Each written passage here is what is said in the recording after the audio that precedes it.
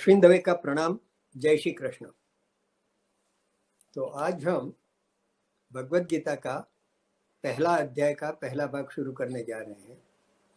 जैसे आप सब जानते हैं कि भगवत गीता महाभारत का एक भाग है और महाभारत का युद्ध जब शुरू हुआ उसके पहले अर्जुन के मन में कुछ विषाद आया, कुछ मोह हुआ और उस समय भगवान ने अर्जुन को गीता का उपदेश दिया। तो ये उपदेश तो पहले दिन ही, मतलब जब युद्ध शुरू हो रहा था उसके प्रारंभ में दिया, लेकिन धृतराष्ट्र जी को संजय ने 10वें दिन सुनाया ये।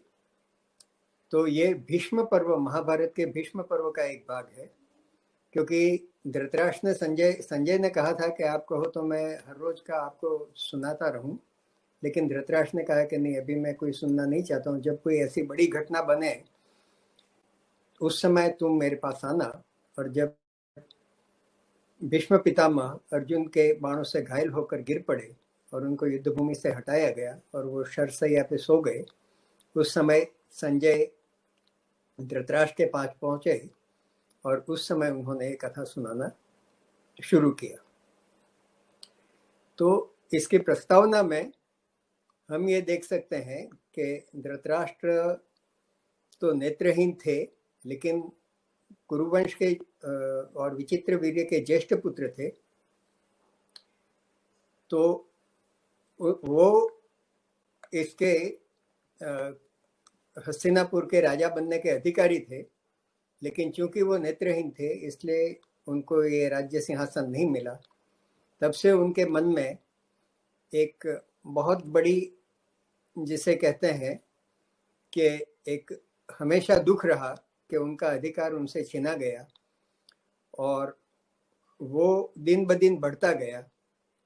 और वो अपनी जगह अपने पुत्र को इस सिंहासन पर बैठना देखना चाहते थे, लेकिन विधि को जो मंजूर था कि कुंती का पुत्र पहले जन्म हुआ युधिष्ठिर का, और इसलिए फिर से इस वंश में ज्येष्ठ पुत्र युधिष्ठिर का अधिकार सिंहासन पे हुआ, ऐसा उनको दिखाई देने लगा। और शकुनी के बहकावे में आकर उनकी महत्वाकांक्षा और बढ़ी। और फिर जैसे सब जानते हैं कि दुर्योधन और पांडवों के और के बीच में वैर भावना बढ़ते लगी, और यहाँ तक बढ़ी कि मतलब दुर्योधन ने हर प्रयास किया पांडवों को खत्म करने का, भीम को विष दिया, लाक्षागृह में जला देने का प्रयास किया। और जब राज्य का बंटवारा किया इंद्रप्रस्थ और हस्तिनापुर में, तो भी वो उससे खुश नहीं था और जुआ खेलकर उनको छल से वनवास 12 साल का वनवास कर दिया, और वो चाहता था कि वो वापस कभी नहीं आए। और जब वो आ गए तो भी वो इंद्रप्रस्थ देने से तो क्या, लेकिन जब कृष्ण भगवान शांति वार्ता के लिए गए तो 5 गांव देने के लिए भी वो तैयार नहीं था। तो कृष्ण भगवान जब शांति वार्ता समाप्त हुई तो कुंती माता के पास गए और पूछा कि अब आपकी क्या आज्ञा है आपके पुत्रों के लिए। तो माँ कुंती ने भी ये कहा कि अब समय आ गया है, और एक क्षत्राणी जब अपने पुत्र को जन्म देती है वो समय आ गया है, और अब इन आतताइयों का अंत करना चाहिए, इन अधर्मियों का, दुराचारियों का अंत करना चाहिए। और जाकर मेरे पुत्रों से कहना कि ये मेरी अनुमति ही नहीं लेकिन आज्ञा है कि अब युद्ध की तैयारी करो, और उसके अलावा और कोई चारा नहीं है, और अब युद्ध अनिवार्य है। तो इस भूमिका में, पृष्ठभूमि में हम आज का गीता प्रथम अध्याय का पाठ शुरू करेंगे। सबसे पहले हम कृष्ण वंदना करेंगे। वसुदेव सुतं देवं कंस चाणूरमर्दनं देवकी परमानंदं कृष्णं वंदे जगद्गुरु। तो अब हम शुरू करते हैं। ओम श्री परमात्मने नमः। श्रीमद् भगवद गीता अथ प्रथमोऽध्याय। धृतराष्ट्रोवाच धर्म क्षेत्रे कुरुक्षेत्रे समवेतायुयुत्सवः मामकाः पांडवाश्चैव किम कुर्वत संजय। तो जब संजय वहां पहुंचते हैं तब धृतराष्ट्र उनसे पूछते हैं कि धर्म क्षेत्र और कुरुक्षेत्र में युद्ध की कामना के लिए समवेता इकट्ठे हुए हैं। मामकाः मतलब मेरे पुत्र, और पांडवाश्चैव और पांडव, वो किम कुर्वत संजय, वो उन्होंने क्या किया संजय, ये बताओ।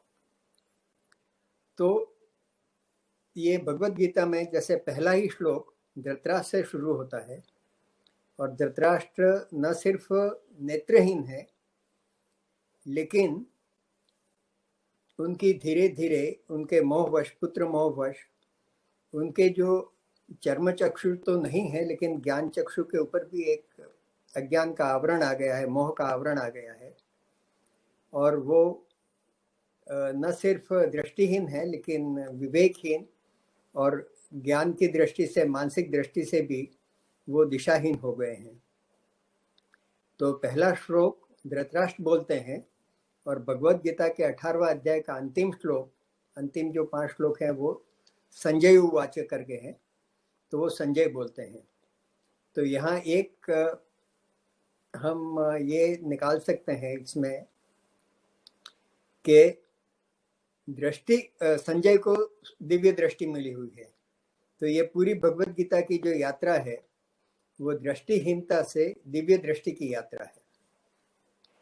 तो अगर हम गीता का पाठ करें, समझें और उसका अनुसरण करें तो हमारी भी दृष्टि निर्मल हो सकती है और हमारे दृष्टिकोण में एक मूलभूत परिवर्तन आ सकता है। एक बात ये है।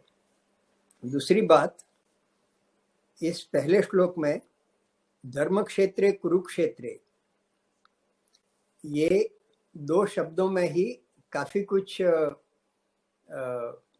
मैसेज आ जाता है गीता का।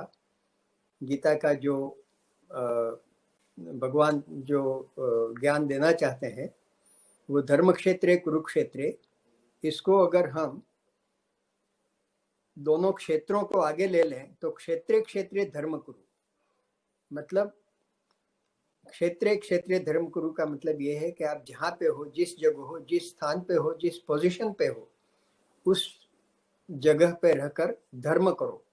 और धर्म का मतलब ये है कि कर्तव्य, जैसे पितृ धर्म है, पुत्र धर्म है, राष्ट्र धर्म है, अगर आप शिक्षक हैं तो शिक्षा धर्म है, एडमिनिस्ट्रेटर हैं, जहाँ पे जिस जगह पे हैं आप अपना कर्तव्य का निष्ठापूर्वक पालन करें। तो ये एक सबसे बड़ा गीता का मैसेज है कि निष्काम भाव से निष्ठापूर्वक जिस जगह पे हैं उस जगह पर रहकर अपने अपने क्षेत्र में अपने कर्तव्य का पालन करें। अच्छा, दूसरा कि ये युद्ध के लिए कुरुक्षेत्र की भूमि चुनी गई और उसको धर्म क्षेत्र कहा गया है। तो धर्म क्षेत्र इसलिए कहा गया है कि महाराजा कुरु ने इस क्षेत्र में बहुत यज्ञ और बहुत धार्मिक अनुष्ठान किए थे, बहुत तपस्या की थी, और जब उन्होंने बहुत तपस्या की तो भगवान इंद्रदेव ने प्रसन्न होकर पूछा कि आपको क्या चाहिए। तो कुरु महाराज ने ये कहा कि ये क्षेत्र इतना पवित्र है तो मैं चाहता हूँ कि इस भूमि पर किसी की भी मृत्यु हो तो उसे स्वर्ग की प्राप्ति हो। तो इंद्र ने कहा कि हर किसी की मृत्यु के लिए तो मैं नहीं दे सकता वरदान, लेकिन अगर इस क्षेत्र में कोई युद्ध करता हुआ मृत्यु प्राप्त हुआ या तपस्या करता हुआ मृत्यु को प्राप्त हुआ तो उसे स्वर्ग निश्चित मिलेगा।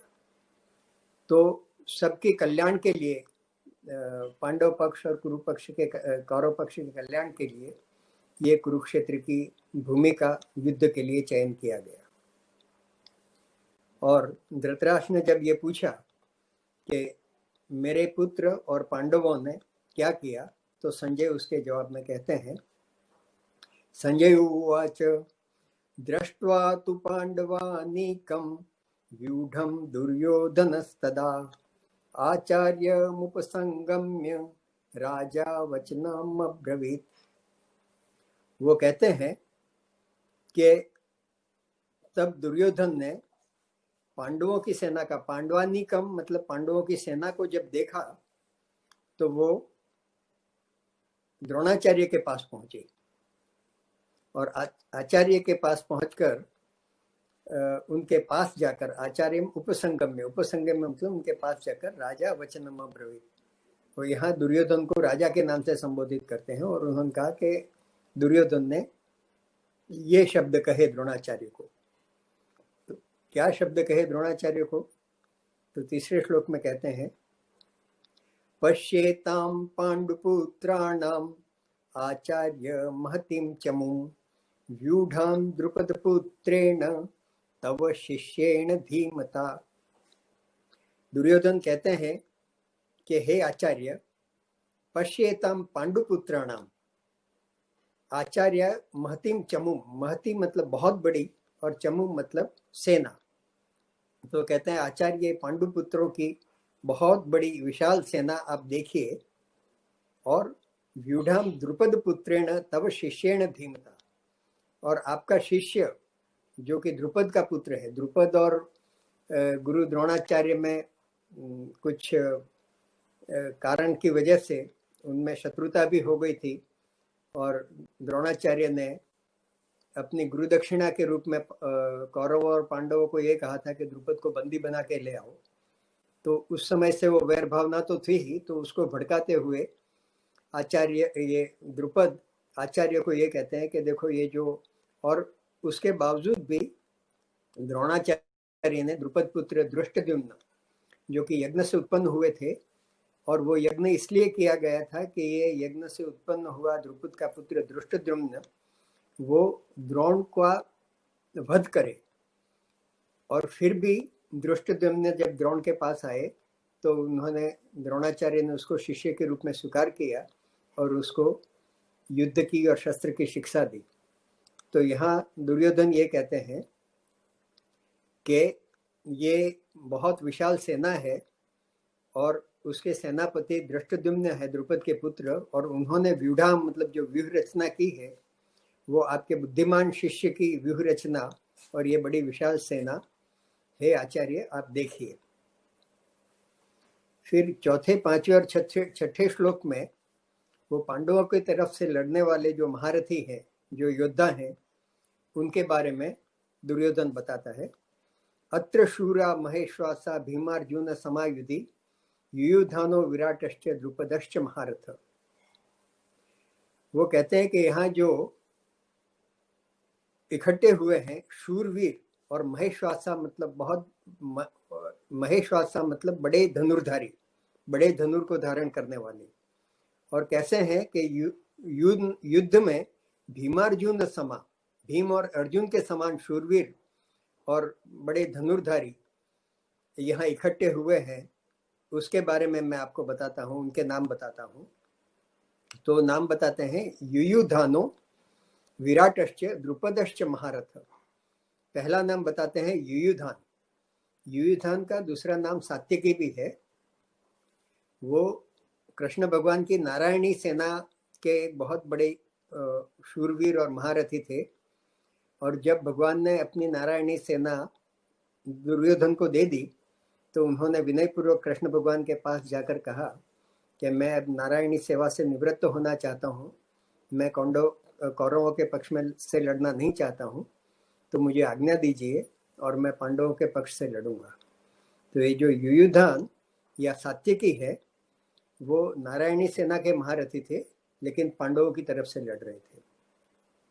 फिर विराट राजा, वो विराट देश के राजा थे, और वो वही राज्य था जहाँ पे उन्होंने अपना 1 साल का अज्ञातवास, 13वां साल जो व्यतीत किया था, और विराट की पुत्री उत्तरा ने अभिमन्यु से शादी की थी। तो ये विराट राजा भी पांडवों के पक्ष में थे।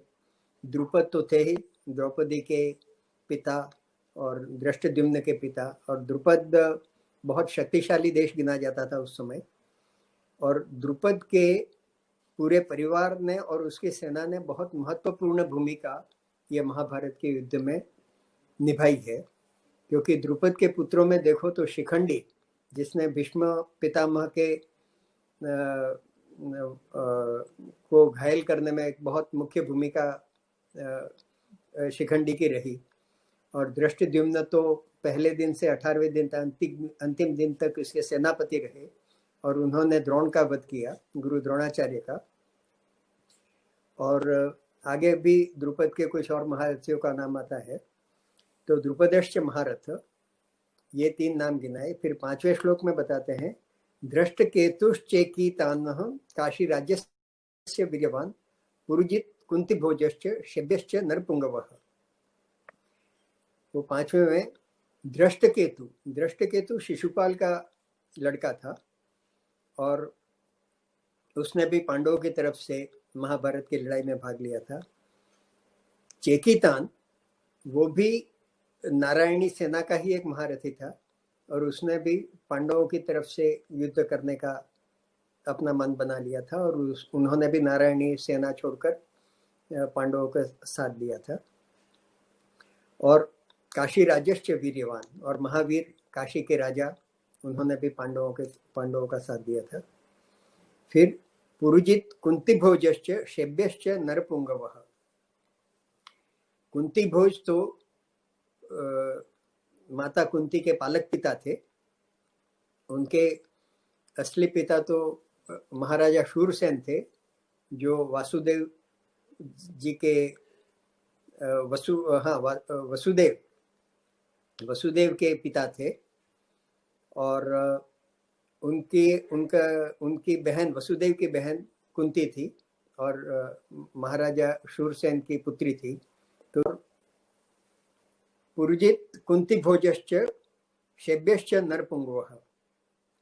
तो कुंतीभोज माता कुंती के पालक पिता थे, पुरुजित माता कुंती के भाई थे, और शैब्यश्च नरपुंगवः। शैब्य जो थे वो युधिष्ठिर के ससुर थे, युधिष्ठिर की पत्नी के पिता थे। तो ये महारथी थे। उसके बाद 6ठे श्लोक में बताते हैं कि युधामन्युश्च विक्रांत उत्तमोजाश्च वीर्यवान।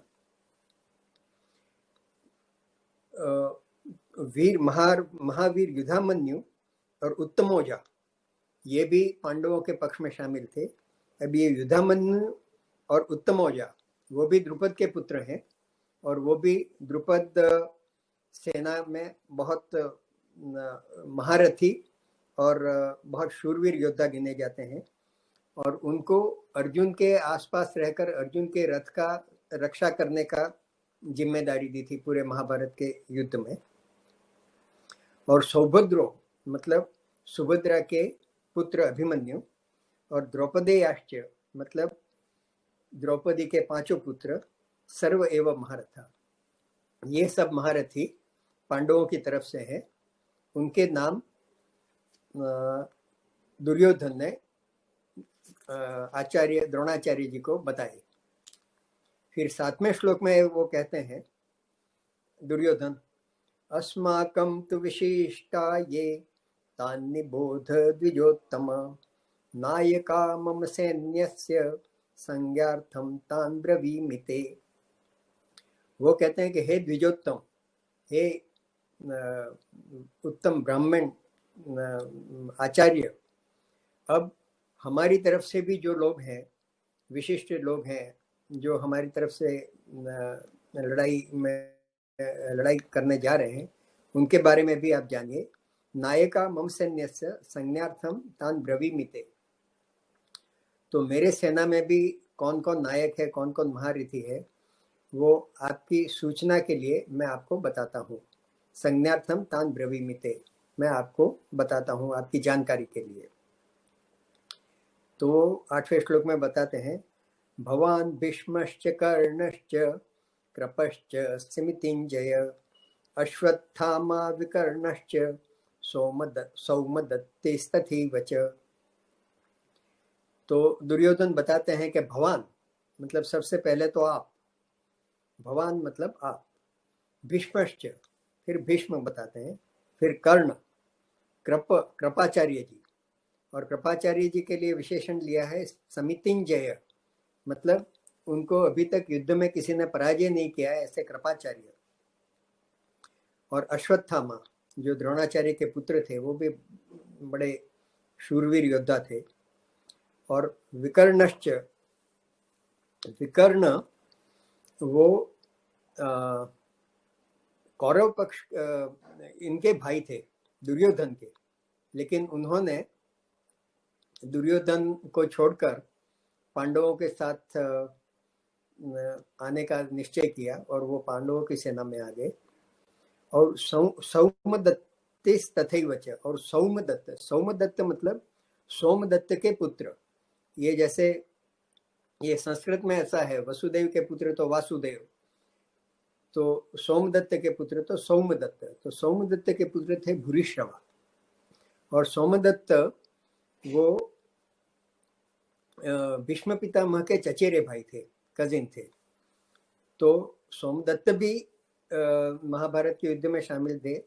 और सौमदत्त मतलब भूरिश्रवा, वो भी बहुत बड़े योद्धा और पराक्रमी महारथी थे, तो वो कौरवों की तरफ से शामिल थे।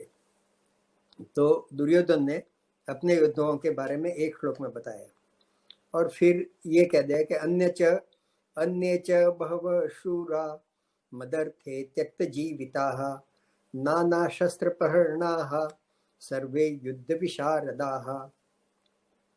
फिर दुर्योधन ने कहा कि दूसरे भी कई शूरवीर जो मेरे लिए अपनी जान देने के लिए तत्पर हैं, जान की बाजी लगाने के तत्पर हैं, और नाना शस्त्र प्रहरणाः, और विविध अनेक प्रकार के शस्त्रों के ज्ञाता हैं, और युद्ध विशारद हैं, युद्ध के विशारद हैं, ऐसे सब शूरवीर मेरी तरफ से भी शामिल हैं मेरे सेना में। अब 10वें श्लोक में कहते हैं, अपर्याप्तम तदस्माकं बलम भीष्माभिरक्षितम पर्याप्तम तिदमे तेषां बलम भीमाभिरक्षितम।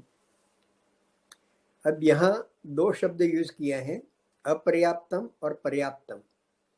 तो मैंने अलग अलग जगह देखा, कहीं पे पर्याप्त का मतलब लिमिटेड बताते हैं, तो अपर्याप्तम मतलब लिमिटलेस, मतलब बहुत बड़ी संख्या, और पर्याप्तम मतलब कम संख्या। और दूसरा ये बताते हैं, पर्याप्त मतलब सफिशिएंट एंड अपर्याप्त मतलब नॉट सफिशिएंट। तो दोनों लेते हैं, तो अपने मुझे जो जहाँ तक योग्य लगता है वो ये है कि नॉट सफिशिएंट जैसा अपर्याप्त शब्द ज़्यादा उचित लग रहा है। तो वो कहते हैं कि अपर्याप्तम तदस्माकम बलम भीष्माभिरक्षितम, हमारी जो सेना है वो भीम से रक्षित है, हमारे सेनापति भीम है, और हमारा बल अपर्याप्त है। तो दिखने में अपर्याप्त मतलब लिमिटलेस है, क्योंकि उनकी सेना बहुत बड़ी है, उनके पास 11 अक्षौहिणी सेना है, जबकि पांडवों के पास 7 अक्षौहिणी सेना ही है, उनसे 4 अक्षौहिणी सेना कम है। लेकिन उसको ये सेना अपर्याप्त क्यों लगती है?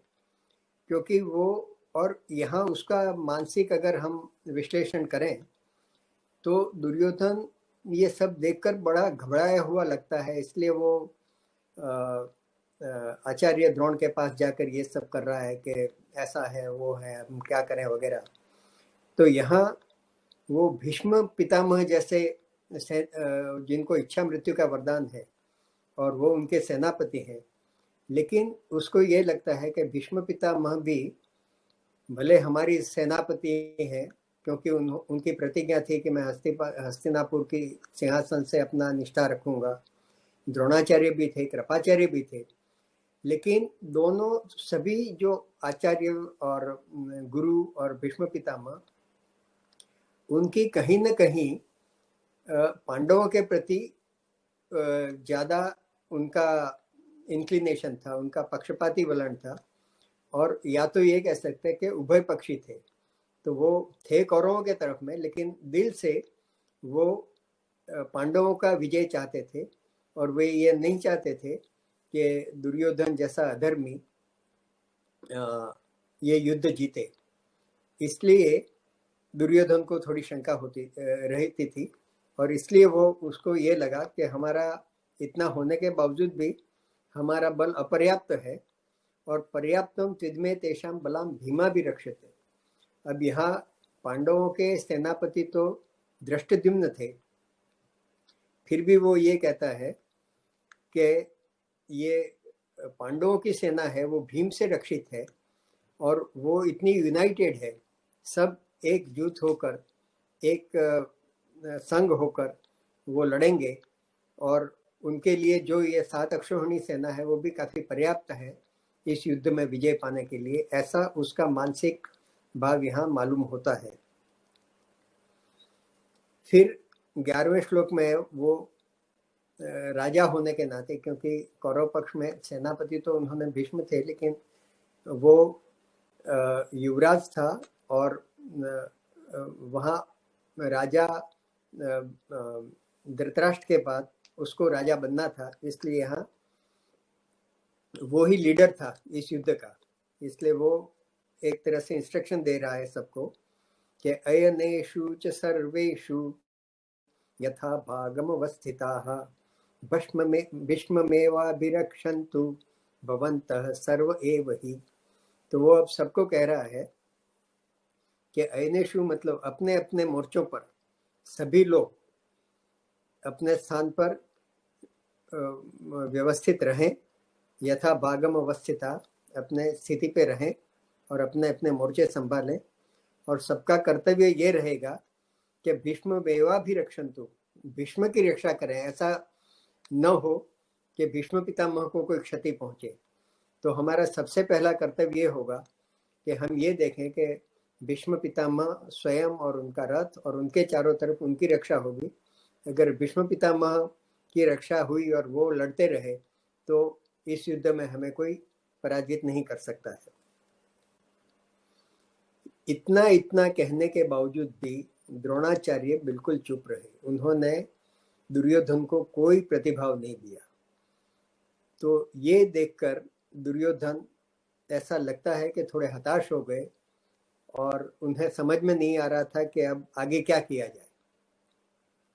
तो दुर्योधन के ये भाव भीष्म पितामह, उसके चेहरे पर यह भाव पढ़ लिया। वो जान गए कि दुर्योधन मायूस हो गया है और द्रोणाचार्य भी उसको कोई प्रोत्साहन नहीं दे रहे हैं।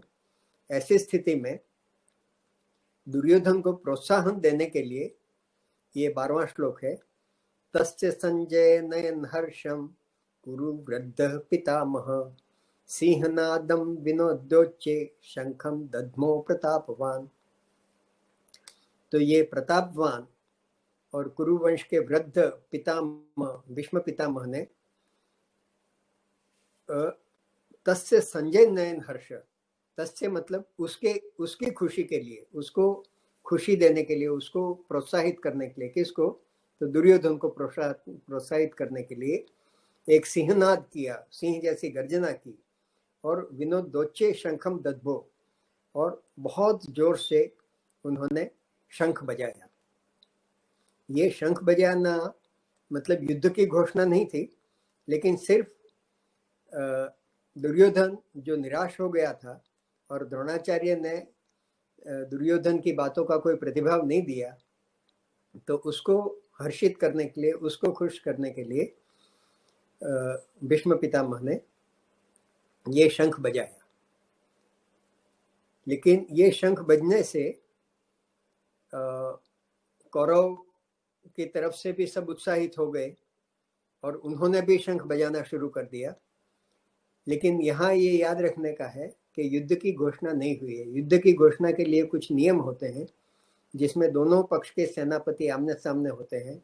भीष्म और यहाँ के सेनापति थे दृष्टद्युम्न, और दोनों एक दूसरे की सम्मति से कि दोनों की तैयारी है और अब युद्ध शुरू किया जाए। उसके बाद जो दोनों की तरफ से शंख दोनों सेनापति जब बजाते हैं तब युद्ध की घोषणा होती है और दोनों की सम्मति से होती है। तो ये सिर्फ शंख जो बजा था, लेकिन कौरव सेना में उस समय ऐसा लगा कि जैसे एक उत्साह का माहौल उत्पन्न हो गया और उन्होंने भी शंख बजाना शुरू कर दिया।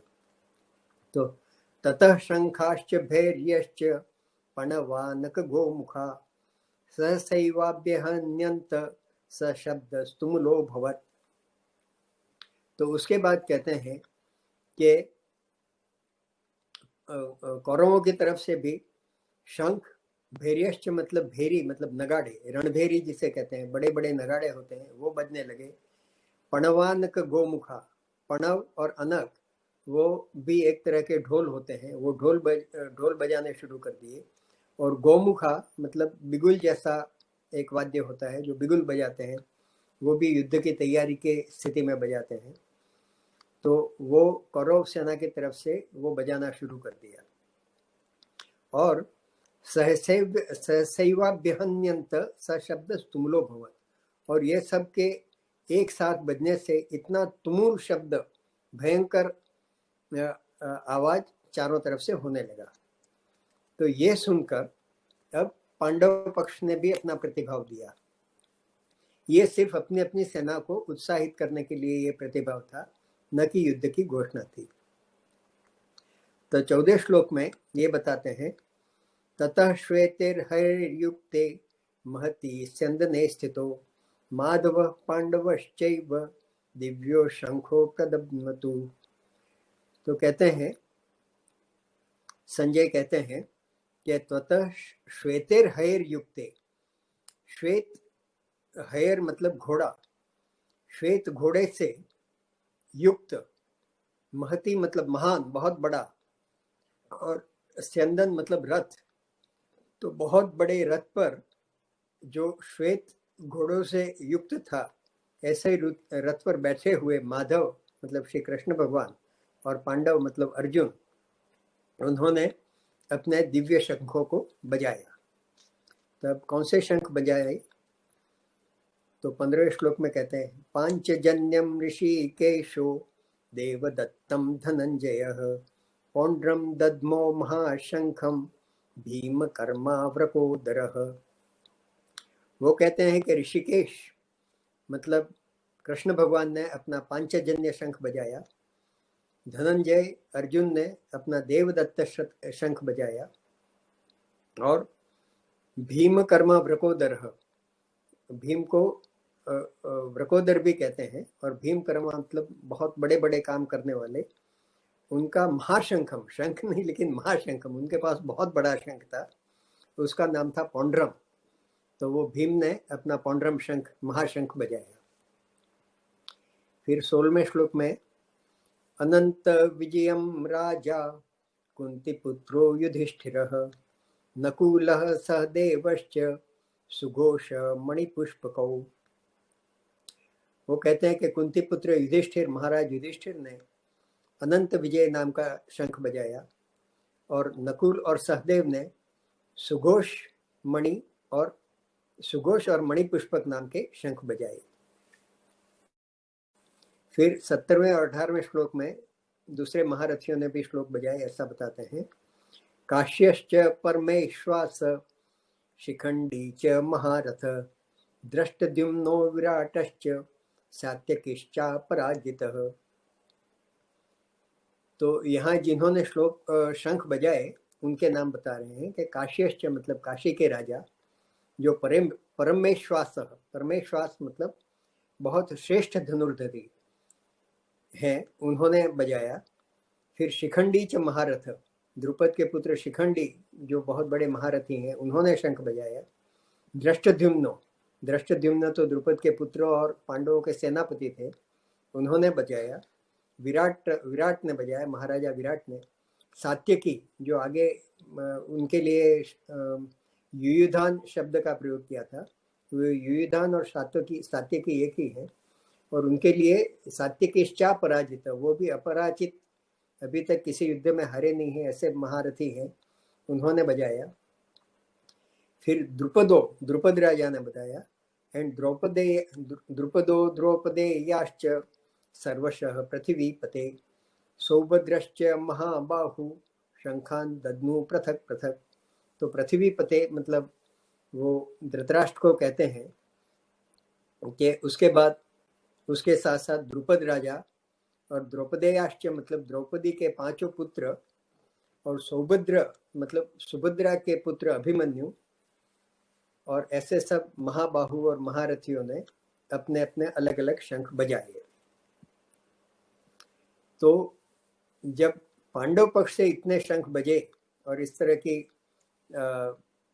शंखों की ध्वनि घोष हुआ तो उसका कौरवों पे क्या असर हुआ वो बताते हैं। सघोषो धार्तराष्ट्राणां हृदयानि व्यदारयत् नभश्च पृथ्वीं चैव तुमुलो व्यानुनादयन्। अब यहाँ ये धार्तराष्ट्राणाम ये शब्द प्रयोग में लाया है। तो जैसे वसुदेव के पुत्र वासुदेव कहते हैं, ऐसे धृतराष्ट्र के पुत्रों के लिए धार्तराष्ट्र ऐसा शब्द होता है और पांडु के पुत्रों के लिए पांडव होता है। और जब कौरव कहते हैं तो वो कुरुवंश के जितने पुत्र हैं, तो कौरव में सही माने में पांडव और धार्तराष्ट्र दोनों आ जाते हैं।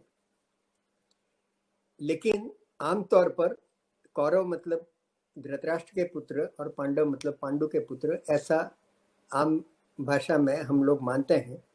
लेकिन यहाँ पे जहाँ जहाँ भी धार्तराष्ट्र ऐसा शब्द आएगा, इसका मतलब धृतराष्ट्र के पुत्र। तो यहाँ धार्तराष्ट्राणाम मतलब पूरे कौरव और कौरव सेना, उस पक्ष की दुर्योधन की सेना जो थी, उन्होंने जब ये पांडव पक्ष के और पांडवों की सेना के शंख सुने तो उनके हृदयानि वेदारया, उनके हृदय व्यथित हो गए। मतलब उनमें एक तरह का उनके हृदय में डर बैठ गया, इतना जोर से शंख का ध्वनि हुई। और कैसी हुई कि नभश्च पृथ्वीम चैव तुमुलो विनुनादया, कि पृथ्वी से लेकर आकाश तक उसकी तुमुल ध्वनि, बहुत भयानक ध्वनि, शंख की ध्वनि हुई। और उतनी जोर से ध्वनि हुई कि दुर्योधन के पक्ष के जितने लोग थे उनके हृदय कांप गए। फिर इसके बाद अर्जुन के ऊपर इसका क्या असर होता है ये बताते हैं कि अथ व्यवस्थितान् दृष्ट्वा धार्तराष्ट्रान् कपिध्वजः प्रवृत्ते शस्त्र संपाते धनुरुद्यम्य पांडवः। तो यहाँ अर्जुन के लिए 2 विशेषण उपयोग में लाए गए हैं। एक तो कपिध्वज बताया गया है, क्योंकि अर्जुन के रथ के ऊपर जो ध्वज था उस पर हनुमान जी विराजित थे। और इसकी भी एक अलग से कथा है कि भीम और हनुमान जी का मिलन हुआ ये महाभारत युद्ध के पहले, और वो बैठे हुए थे और भीम कुछ द्रौपदी के कहने पर कुछ कमल पुष्प लेने जा रहे थे। तो ये रास्ते में थे तो उन्होंने कहा कि भाई आप हट जाओ। तो वो कहते हैं मैं तो हट नहीं सकता हूँ, मैं बूढ़ा हो गया हूँ, लेकिन तुम मेरी पूंछ को हटा के चले जाओ। तो भीम उनकी पूंछ को भी नहीं हटा सका। फिर उनके बीच में काफ़ी एक दूसरे का परिचय हुआ और भीम ने उनसे प्रार्थना की कि अब हमारा युद्ध होने जा रहा है तो आप हमारी सहायता करना। तो हनुमान जी ने कहा कि मैं अर्जुन के रथ पे बैठूंगा और वहाँ बैठा हुआ मैं इतनी जोर से ध्वनि करूंगा कि सामने वाला पक्ष जो दुर्योधन के पक्ष के सैनिक हैं उनके हृदय कंपित हो जाएंगे। और मैं वहाँ बैठा बैठा वो जितना भी हो सके अपना मेरी शक्ति अर्जुन को देता जाऊंगा और तुमको इनडायरेक्टली मैं सपोर्ट करूंगा। तो इसलिए उनको वो अर्जुन का जो रथ है उसको कपिध्वज रथ कहते हैं। और यहाँ पांडव अर्जुन के लिए वो कहा है। और धार्तराष्ट्रान मतलब वही कौरव सैनिक या दुर्योधन की सेना के जो सैनिक थे उनके उनको मोर्चे पे डटे हुए जब देखा, व्यवस्थित सब सेनाएं खड़ी हैं, और ये जब शंख घोषणाएं हुई, उद्घोषित हुए सब शंख, तो जिसे कहते हैं कि अचानक ही उनके हाथ प्रवृत्ते शस्त्र संपाते, जैसे धनुष शस्त्र चलाने के लिए वो एकदम उत्सुक हो गए, और धनुरुद्यम में उन्होंने अपना धनुष उठा लिया। तो अभी तो युद्ध शुरू नहीं हुआ था, युद्ध की घोषणा नहीं हुई थी, लेकिन अर्जुन युद्ध करने के लिए इतने लालायित थे कि उन्होंने एकदम अपना धनुष उठा लिया, और धनुष, उनका हाथ धनुष पर चला गया। और उसके बाद वो 21वें श्लोक में संजय एक ऊपर का जो वाक्य है वो कहते हैं कि ऋषिकेशम तदा वाक्यम इदमाह महीपते, और अर्जुन ने कृष्ण भगवान को ये वाक्य कहे। ये कहकर ये श्लोक आधा रह जाता है, और बाकी का जो उत्तरार्ध है वो अर्जुन उवाच करके होता है, अर्जुन उवाच। तो अर्जुन ने कृष्ण भगवान को क्या कहा ये यहाँ बताते हैं। तो अर्जुन ने कृष्ण भगवान को, ये संजय कहते हैं कि अर्जुन ने ऐसा कहा। तो अर्जुन उवाच सेनयोर उभयोर मध्ये रथम स्थापय मेच्युत। हे अच्युत, हे कृष्ण, मेरा जो रथ है वो दोनों सेनाओं के बीच में ले जाओ। अब ये अर्जुन दोनों सेनाओं के बीच में लड़ने की तो तैयारी उनकी पूरी थी, और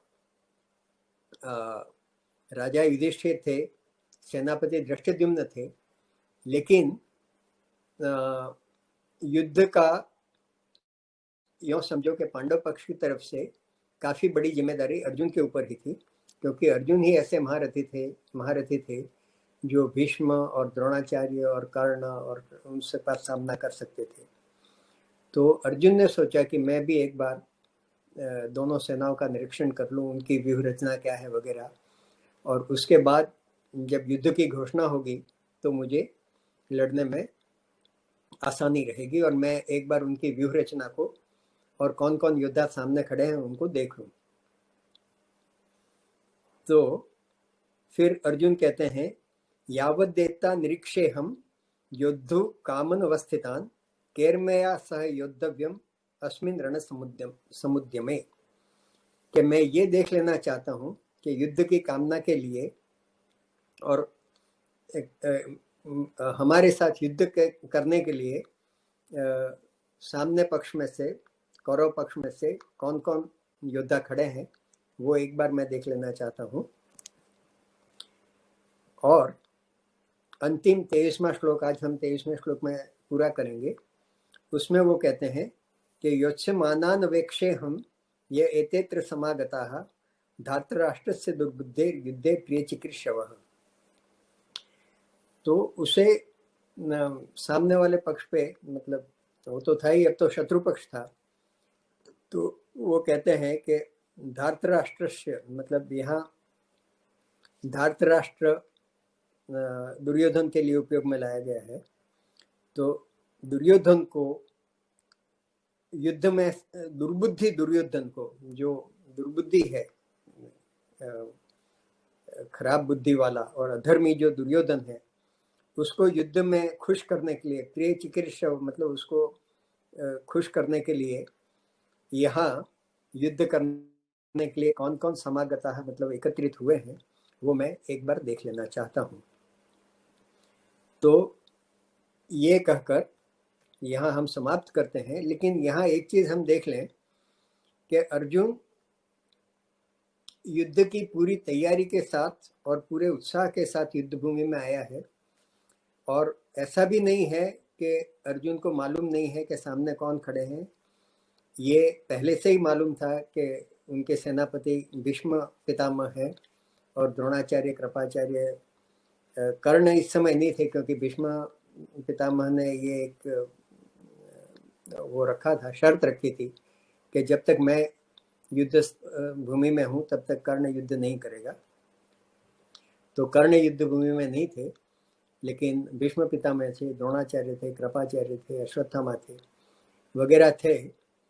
और अर्जुन सिर्फ ये देखना चाहता था कि उनकी व्यूहरचना क्या है और हमारी सेना की व्यूहरचना क्या है, ताकि जब युद्ध की घोषणा हो जाए तब युद्ध करने में आसानी रहे। तो आज हम ये 23वें श्लोक में समाप्त कर रहे हैं